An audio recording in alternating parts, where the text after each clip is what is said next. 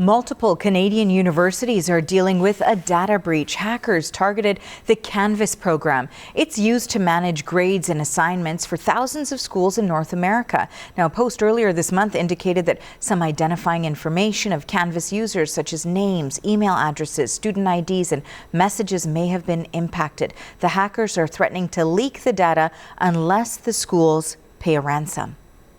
So how significant is this, and what needs to be done to prevent these attacks from happening in the future? For more on that, we've now reached Luke Connolly in Ottawa. He is the threat intelligence analyst at Emsisoft, a cybersecurity company. Thanks so much for making time for us today. My pleasure. When we talk about the types of information that could be impacted here, names, emails, student numbers, messages, how concerning is that? Well, it's very concerning because the information can be used by criminals to extort individuals. They can take the information and make it available on the web for other criminals to take advantage of. And it can be used for example, fraudulent creation of credit accounts of individuals. So there's all sorts of ways that the information can be put to bad use. When we talk about the security systems that are in place at multiple schools that we're talking about here, including some in Canada, I mean, where's the weak link here? Was the security simply not tight enough? Yeah, in this case, it appears that there is a weakness with the software which is being used by multiple schools. So the software is Canvas. It's from a company called Instructure, and it's used by thousands of schools globally. And there appears to have been a weakness in that software as a service offering, and the threat actors, the criminals, were able to gain access to the software provider, and in doing so, gained access to all of their school customers, including schools across Canada and the US and worldwide, as well as universities. What do we know so far about who's behind this attack? So a claim was made by a group called ShinyHunters. They're generally acknowledged to be a group of teenagers and young adults based in the United Kingdom and the United States. And they have a site on the dark web where they post which victims they claim to have breached in order to try to pressure the victims to pay a ransom to promise not to release the data which was stolen. So ShinyHunters on their dark website as recently as yesterday had two statements regarding the Canva breach, and they were threatening to release the data originally on May the 7th, and they revised that to May the 12th, and those revisions took place yesterday. And as of this morning, the post is no longer on their dark website, so they've removed it.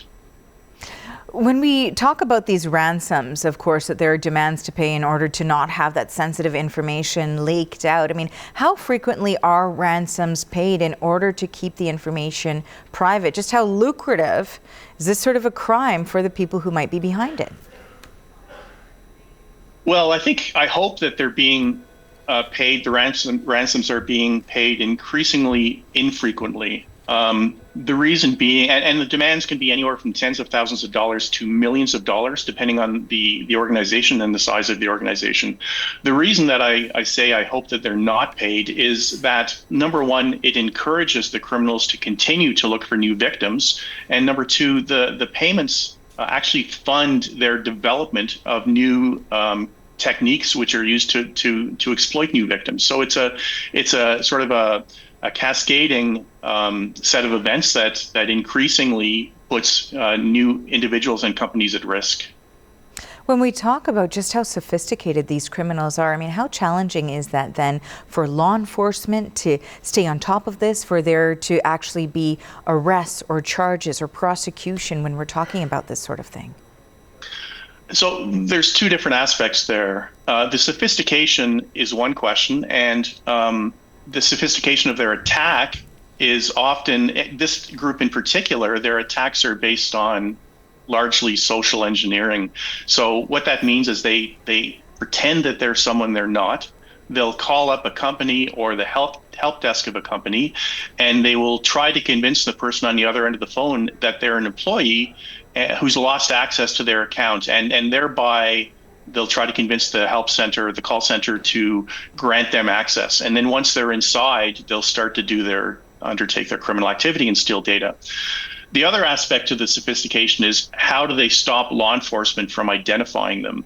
And that's really a question of how effective is their operational security? How do they make sure that they don't leave a very obvious set of breadcrumbs which lead back to them? And ShinyHunters being a loose affiliation of individuals, there have been some individuals who have been identified and taken to justice, but there are obviously still more out there, and to this point they've been fairly effective at maintaining their anonymity. Very finally, I wanted to ask you, Luke, I mean, what can individuals do to protect themselves from becoming a victim to this sort of a crime? Well, from a social engineering perspective, if you're being asked to provide something, some personal information, some account information, anything like that over the phone, you have to be really suspicious that whoever you're speaking with is who they say they are, number one. Number two, in terms of account protection, there are many instances of account credentials being stolen and made available on the dark web. And to protect against that, it's really necessary to make sure that all accounts have multi-factor authentication as well as a strong password. So multi-factor authentication is that technology that requires you, when you're trying to sign into an account, whether it's Facebook or Google or Canvas, it requires you to not only enter your username and password, but also you'll get a notification on your phone, or you'll have to use your phone to enter a specific sequence of digits in order to confirm your login. So multi-factor authentication is a really key way that you can ensure that unauthorized access is not gained to your account. Some good information there for folks. Thanks so much for this conversation, Luke. We appreciate your time. Thank you very much. Luke Connolly is a threat intelligence analyst for Emsisoft. He joined us from Ottawa. Thanks again.